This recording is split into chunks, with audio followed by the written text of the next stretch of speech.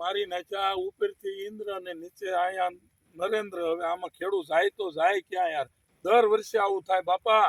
આ કુદરતનો આ કોપ થઈ ગયો, આમાં હું ખેડૂત। નુકસાનની વાત કરીએ તો માત્ર આંબરડી નહીં પરંતુ સમગ્ર અમરેલી જિલ્લામાં આ કમોસમી વરસાદથી ગઈકાલનો વરસાદ શરૂ છે। કમોસમી અમે ગઈકાલે રાતે તો ખૂબ વરસાદ પડ્યો અને કન્ટિન્યુ છે, પૂરી રાત વરસાદ પડ્યો ને હાલમાં પણ વરસાદ શરૂ છે।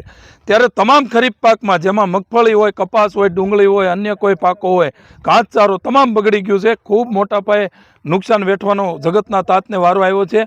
ત્યારે સરકારશ્રી પાસે અપેક્ષા હોય ખેડૂતને, કારણ કે ઉપરથી કુદરત તો રૂઠી છે, ત્યારે સરકાર જનતાની માય બાપ હોય છે, એમાં ખેતી પ્રધાન દેશ છે, તો ખેડૂતને પ્રાધાન્ય મળવું જોઈએ। ત્યારે સરકારશ્રી તાત્કાલિક ધોરણે દિવસ 5ની અંદર ખેડૂતને જીવતો રાખવા માટે સહાયનું ચૂકવણું કરે, ક્યાંક ને ક્યાંક સ્ટેટ ગવર્મેન્ટ અને SDRFના માધ્યમથી સારી એવી સહાય આપે, કારણ કે ખેડૂતે ઘરમાં રાખેલું તમામ ખેતીમાં નાખી દીધું છે, કારણ કે તમામ પાક પકવીને મજૂરી પણ મોંઘી દાટ આપીને હાર્વેસ્ટિંગ કરાવવા માટે તૈયાર પાક અત્યારે આપ જોઈ શકો છો કે મોટા પાયે નુકસાન વેઠવાનો વારો આવ્યો છે। હર વર્ષે આવું થતું હોય છે, ખેડૂત ખેતી છોડવા મજબૂર બની ગયો છે। આવું ને આવું રહ્યું અને જો સરકારશ્રી ધ્યાન નહીં આપે તો ખેતી પડી ભાંગવાની છે।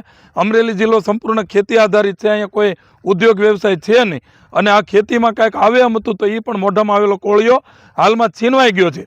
ત્યારે અમે સરકારને વિનંતી કરીએ છીએ અને સાથે સાથે અમે એ પણ જણાવીએ છીએ કે સરકાર જો આ વખતે આમાં ચૂક રાખીને ખેડૂતોને સહાય નહીં આપે તો આ ખેડૂત ખૂબ નારાજ થવાનો છે અને સરકારની વિરુદ્ધ જવાનો છે, એ વાત 100% છે।